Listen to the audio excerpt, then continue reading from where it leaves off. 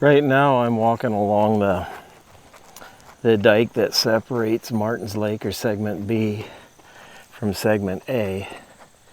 And I just talked to the DNR fellas who are out here. They're in the process of pumping what little water remains out of these channels. They're in the process of pumping that down. And then in the next couple of days, they will be treating what water remains with a chemical that will eliminate the rough fish population.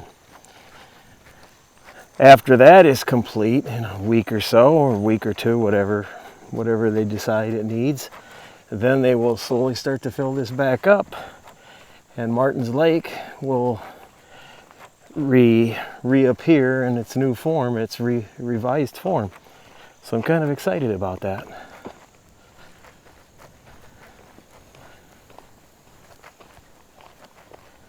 So if anybody wants to see it before it fills up again, you better be doing it soon.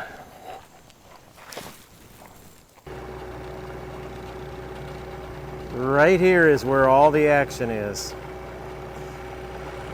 These pumps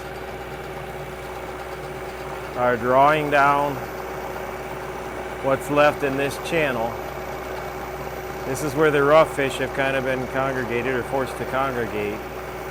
They'll take fewer chemicals if they can get this drawn down here to get rid of the rough fish, so that Martin's Lake can start new